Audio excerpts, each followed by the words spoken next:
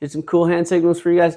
What the smell is going on, you guys? It's your boy, Saby Baby. And so we're resuming off our last stream where I reviewed a fragrance. We moved on to a new fall fragrance idea that was suggested by one of the viewers. I don't remember what the name was off the top of my head, and I can't really pull up the old chat. I at least don't know how to do it. Anyways, so they had suggested that we worked on a maple fall fragrance. So that's what I went and did. We did that on stream. We went and wrote a bunch of the formula. I continued tinkering with it afterwards. And yeah, I'm warming up a few materials here in the meantime that are thick and very hard to pipette. So I guess I got a little bit of time anyway. This one's about ready. You can see it there. Let's see that big solid chunk? That's got to melt before I can get to it. And then I have another one here. This one is our patchouli fractions. This is a cleaned up patchouli. It's still got some of the funk to it though, which I like. It still, to me, has the characteristic chocolatey smell of patchouli that's missing from like Clearwood, and patchoulol. I feel like it's missing that actual characteristic vibe of patchouli. To me, those just smell like mold and mildew, as I said on another video as well. So I decided to add some wood to the mix, obviously. So that's why I added some patchouli, because I think the patchouli already kind of has a chocolatey. My wife smells chocolate when she smells patchouli. I don't get it. I smell zero chocolate in patchouli, but for some reason my wife picks it up, and I noticed that was with a dark patchouli that I used. That one had zero cleanup to it. That was just a straight patchouli absolute from that. I'm still using, let's see, what is this? Where did it go? Oh, right here. So yeah, this is still Robert Tett, but this is the Patchouli Fractions B. And so this is, yeah, it's their cleaned up version of it, but it's still got some of that funk to it that I like.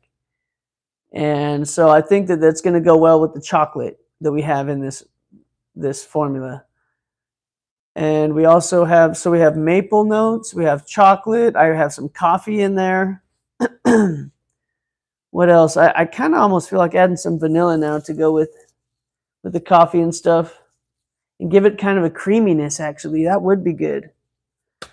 Yeah, I'm gonna use the ethyl vanillin. Actually, that makes sense. Okay, I'm gonna take the formula a little bit more before we get going. So let me see, ethyl vanillin. I think this will add a creaminess.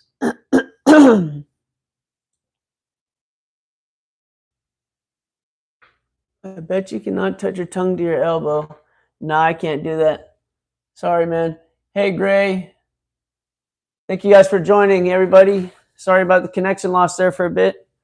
But yeah, so we're working on this fragrance from the last video. We had a live stream, and some people helped me come up with ideas.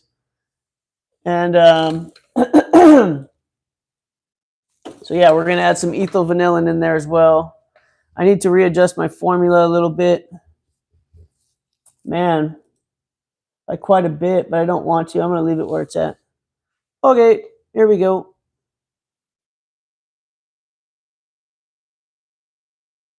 Maybe I will just put this back. 0.62, I'm going to 0.9. Nah. Okay. Time to get going. All right, so this one also kind of gives me like, what's that fragrance called? It's got chocolate and coffee notes. What the heck is that one called? It's a female one, actually. But I'm trying to make this like a manly kind of version of that, I guess. Sorry, you guys, I'm screaming over here. I forgot to have my microphone. Sorry. All right, let's get blending. Enough talking. Here we go, y'all. I'm going to do all my solids first. My ambroxan crystals.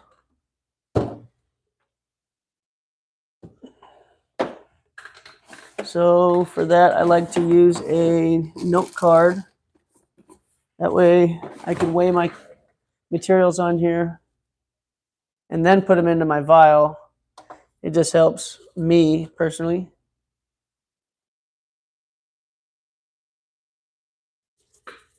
It's kind of hard to weigh out the crystals and powders just perfectly into your little tiny vials, because a lot of people don't perfume into these things. They actually perfume into beakers. They got easier to drop powders and stuff into those. But I don't like having to wash those things. They're a pain in the butt to wash, so I just try and blend everything right into here and skip a step. The less work, the better. All right, so we got 1% of ambroxan flakes coming up. That's what that is. Is it too dark in here, guys? You turn on another light. You turn on a light.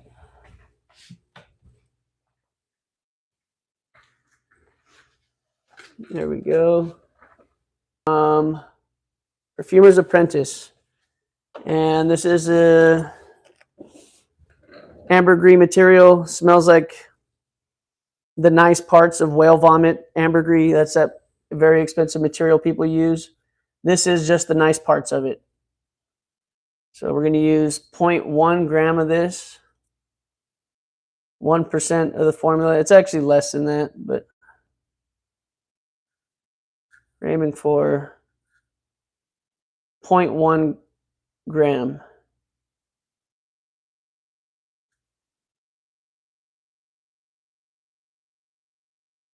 It's much easier to add a little bit than it is to take it back, just like cooking. So I like to add little by little. 0.9 grams.